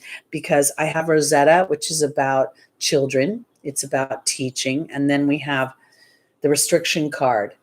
I kind of get the feeling that, and I'm going with my Cancer people who have families, and that maybe you've been giving to your family and you're being taken slightly for granted, or it's expected for you to be a certain way, and you're starting to get irritated by that. And I want to say it this way too, because there's also a feeling that some of you may be irritated that you're being restricted from your most intimate relationships. So even if you're single and you're used to being social and you consider your friends your family and you're not being able to spend time with them, it may be part of that. There's a weird feeling to this spread that's like, it's almost like I feel like Cancer's heart aches, and it aches because before this even started, there was some challenges going on within Cancer's intimate circle. And I want to say this because the intimate circle feels family-like to me. So if there was some challenges and now either they've been put on hold or they've been unexpressed, and I feel a little bit like, here we are in this Pluto storm period. It kind of feels like this week may not get much better for you, I'll be honest. And I want to offer it this way because I feel like when you decide to express yourself, it may serve you better, Cancer, to do so when you've had a chance to reflect on the deeper truth of what you want. I feel like right now it may be a little bit challenging because you'll get a lot of flack back. I feel like potentially that people could be wanting to defend themselves or defend their position, or now is a time, this restriction time can make us feel even more restricted. So be gentle with yourself, be gentle with those around you. And I want to say this, I feel like it's a viewpoint thing. It's sort of like, I don't know. It feels like your feelings have been hurt. It feels like they've been hurt a few times over. It feels like on some level, you see things from your point of view, so much so that if you were to express yourself, you get flack back on the other side because the other person wants to be seen. And so maybe it's just a time to give it a pause and see about revisiting it maybe a little later. All right, let's go on to our Geminis. That was a little challenging. Thank you, Dilek from Turkey. Welcome. Raina, I hope I said hi to you. Welcome, Patricia. Good to see you. Oh, well, thank you so much, Dilek. Lorena. Yes, I agree, Lorena. The distance, and it's funny too, because it doesn't necessarily feel like it's just the physical distance. It feels like for Cancer, there was already some emotional distance going on, and this has exasperated that situation and made Cancers feel even more vulnerable. Oops, well, it doesn't go there. Okay, let's go on to our Geminis.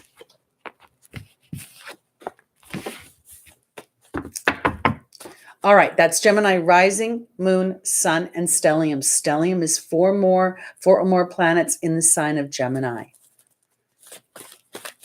So if your ascendant, moon, and sun are nowhere near Gemini, but you have Venus, Mars, Neptune, and Uranus, or whatever combination, you want to pay attention to that. All right, here we go, Gemini. Okay. Our first angel is Astera. The second is Opal. The third is Archangel Michael. And the final is Mystique.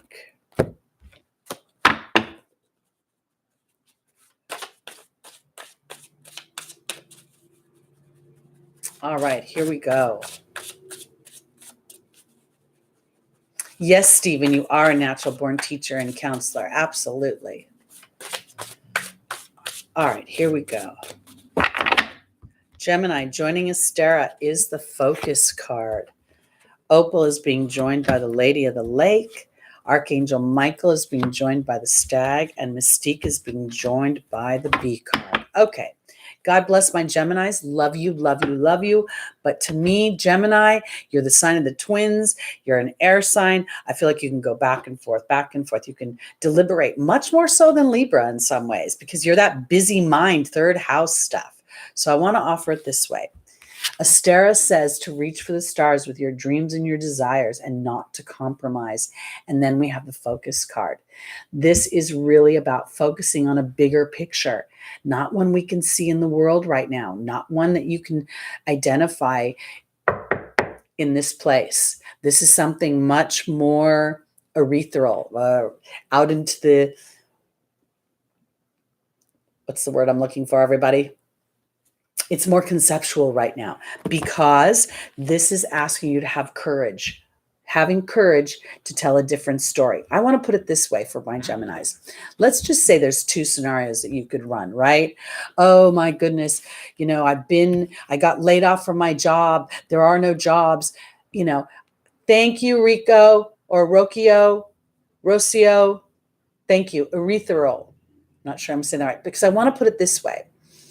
I feel like this is time for Gemini to tell themselves a good story, a story where you win rather than when you lose. So this is the Lady of the Lake coming up through tumultuous waters, holding Excalibur, the sword of truth and of courage. And here is Opal. Opal represents your children in God, being cared for and safe on earth and in heaven and being cared for by God. This is you.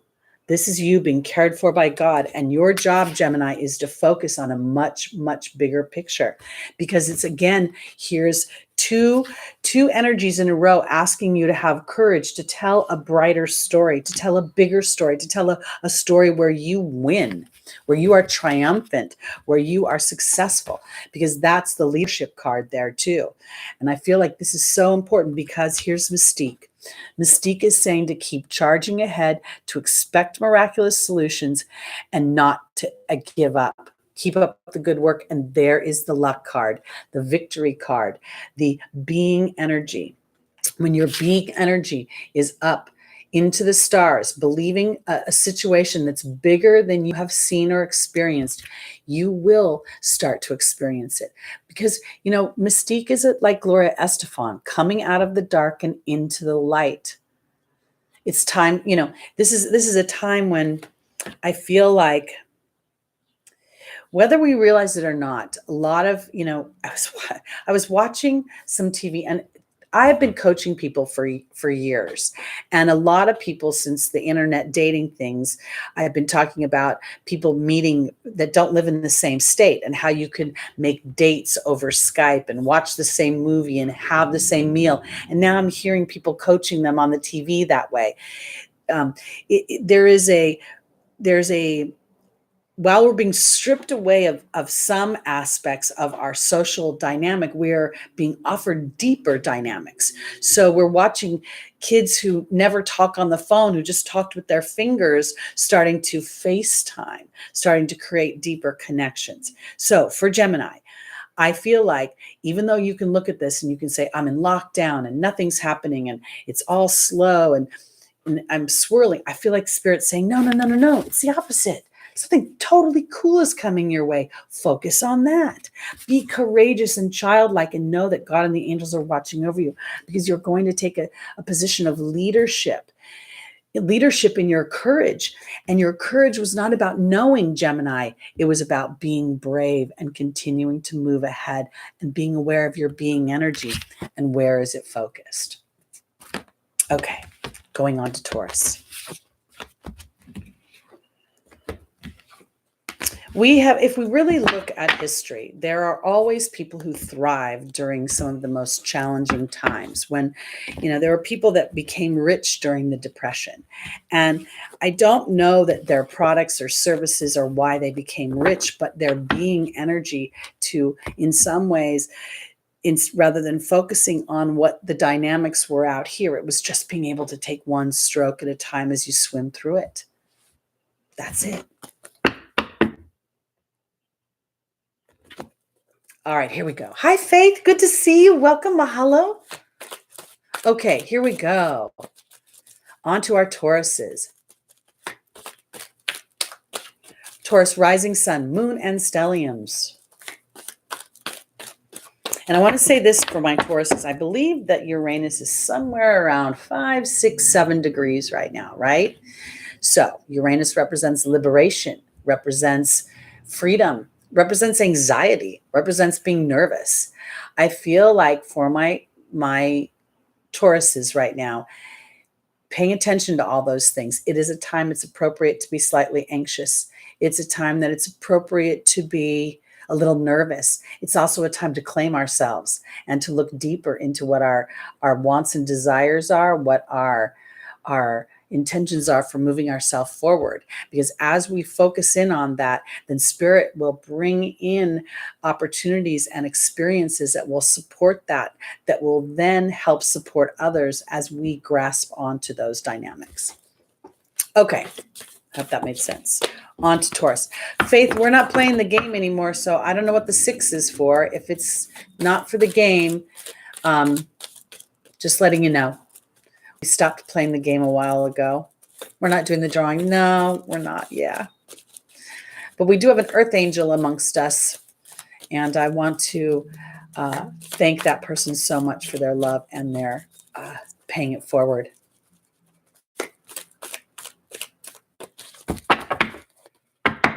All right, here we go. Taurus, our first angel is Rosetta. The second is Omega. The third is Archangel Gabriel, and the final is Archangel Raphael.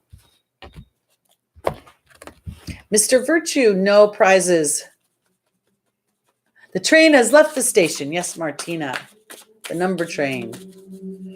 All right, Taurus.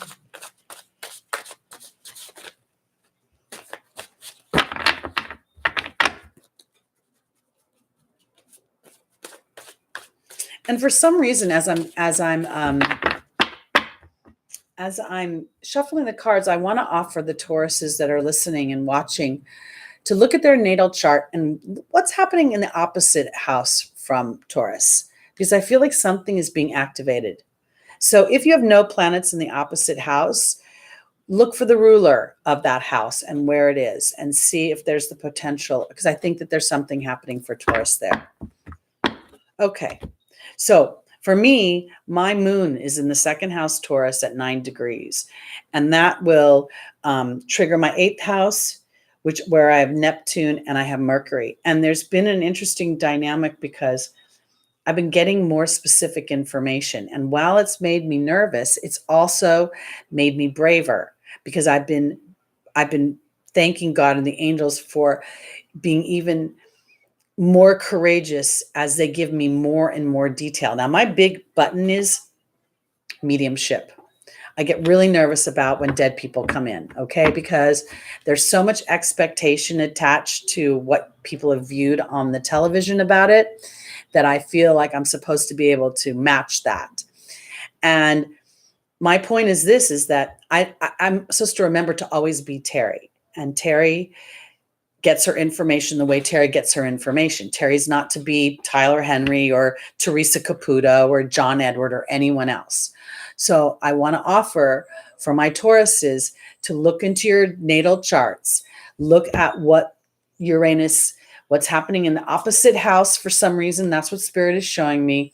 And the dynamics of what that opposition can offer you. So I want to put it this way too for Taurus, because warrior pose in yoga is all about resistance. It's all about pushing, the more you can push to the opposing sides, the more balance you actually have.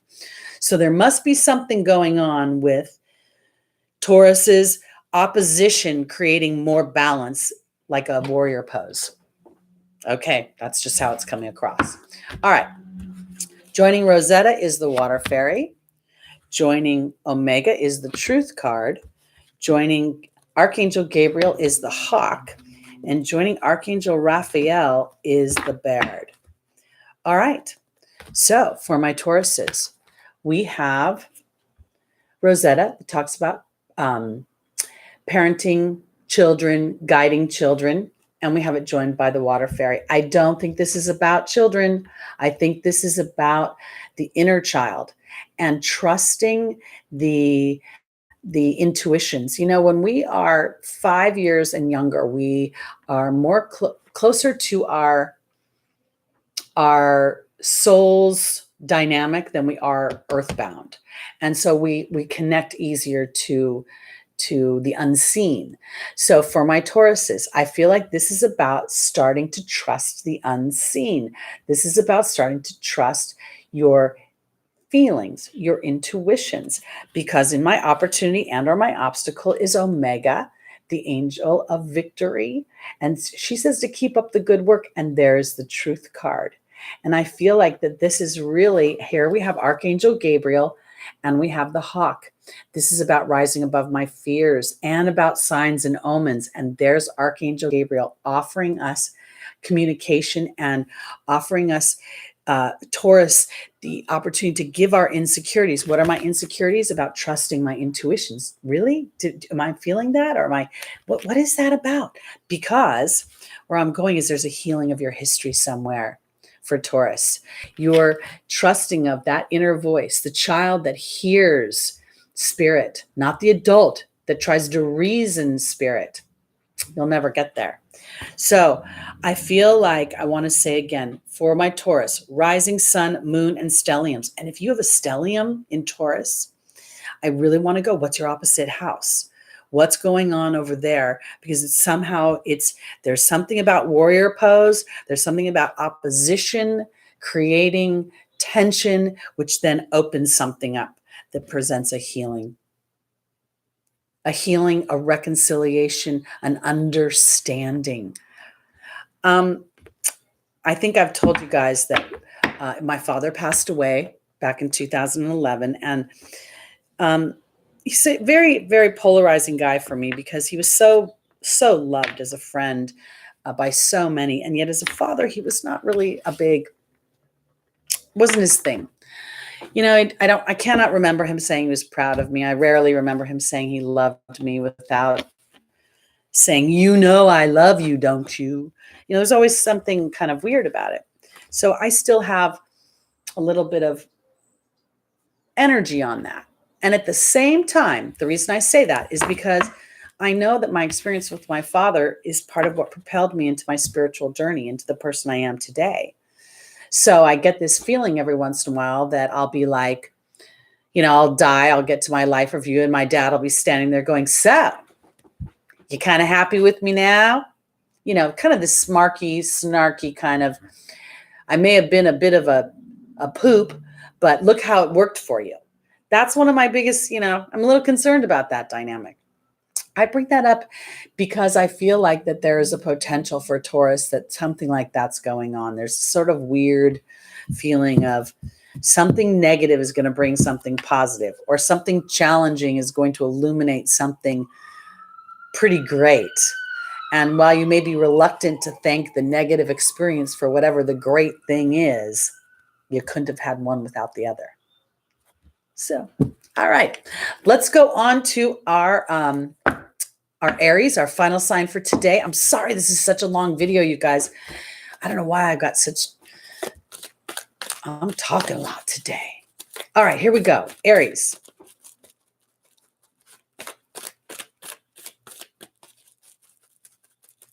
All right, here we go, everybody. I know dads are significant wounds, and I, it's a challenge for me because I love that man, but I never really felt loved back. Never felt like, the thing about my family is I almost feel like, there's my grandfather I would exclude from this, but almost every other member feels like they're reluctant for other people to succeed. It's almost like if you win, I have to lose. And I don't get that. I'm not that person. So, yeah, families. All right, here we go, Aries. Jeanette, I go backwards. I start at Pisces and I work my way towards Aries. So you'll find Libra back. You'll have to rewind a little bit. We'll get the timestamps in there. And I want to thank the viewers that are putting in timestamps. You're awesome and wonderful. I know it's not easy for me. I talk so much. All right, Aries, here we go. Our first angel is Archangel Gabriel. The second is Grace and Antoinette. The third is Vanessa. And the final is Azure.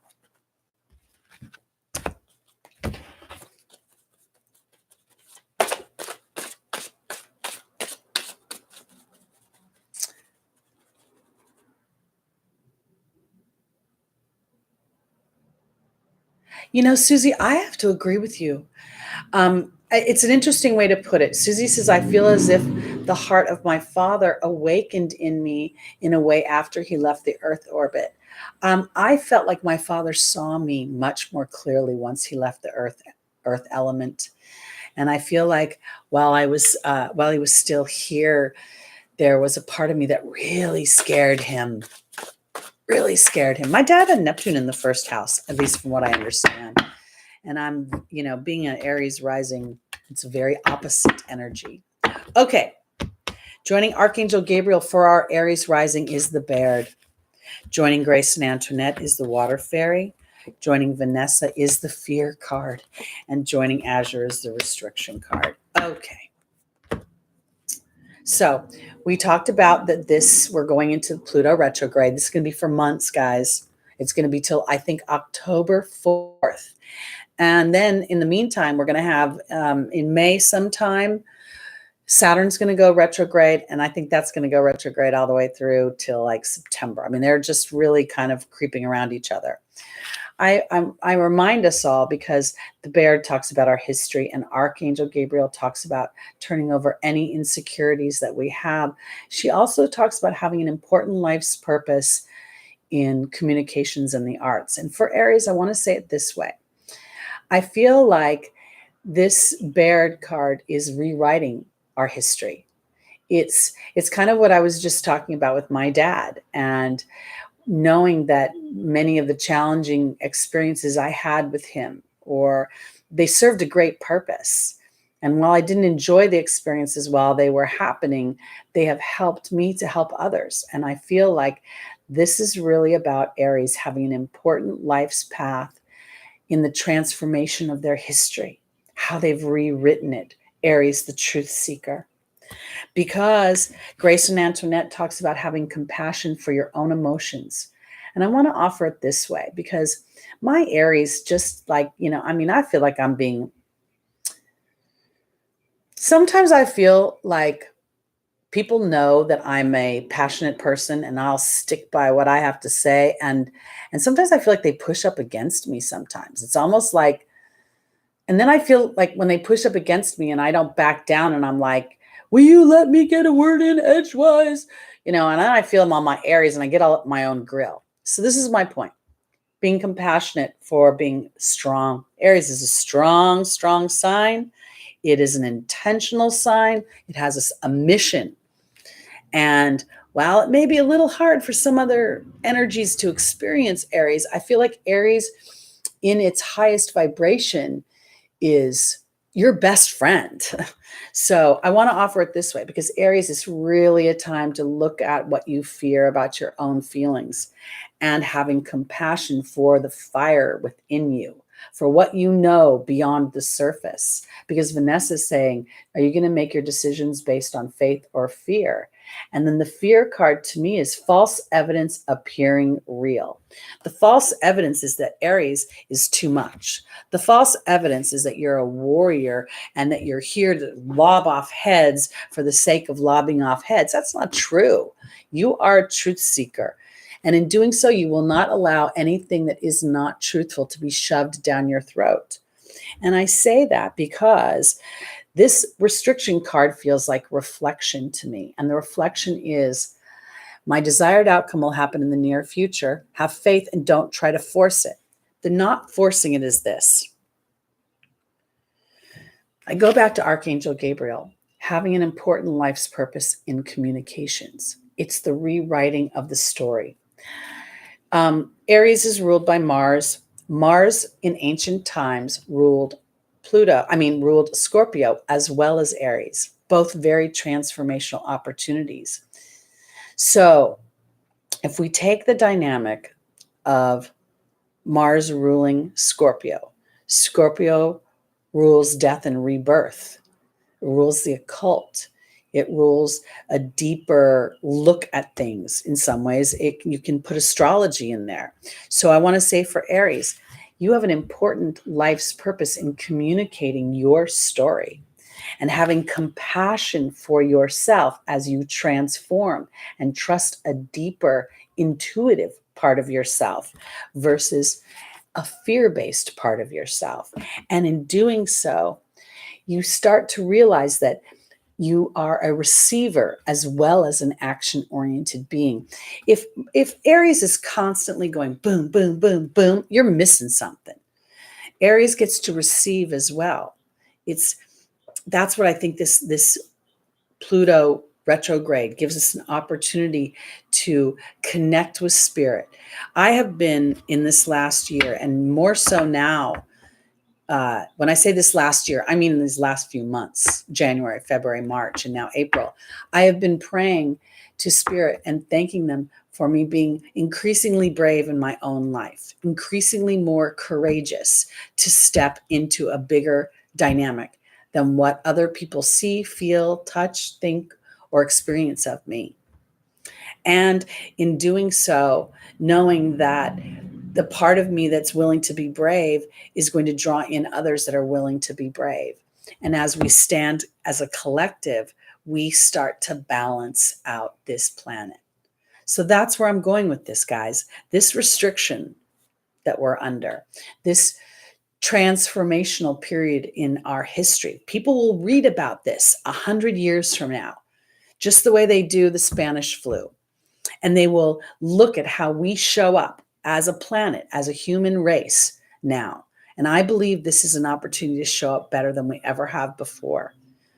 And as we give life to that idea, and as we look at our histories as something that empowers us versus tanking us, something that makes sense, and as we have compassion for it, then we really transform fear into something that works for us instead of something that pulls us under.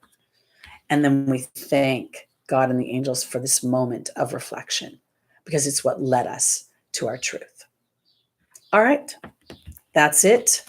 Super long video today, guys. I'm sorry that I talk so much. I don't know how I do it. It's been well documented since I was in grammar school. So I want to thank everybody for showing up today. I look forward to hearing from Nikki Ryan and from Susie with a Z.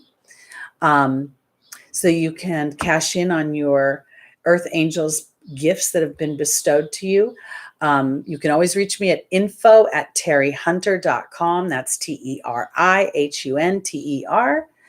And I'll be here on Wednesday. We'll do a little chat. We'll do a little, Wednesdays get together to keep us all sane during this challenging time. And then I'll be back next Sunday with more messages from the angels. Sending lots of love to you, lots of peace of mind. Thank you all for being here. Namaste. Peace out.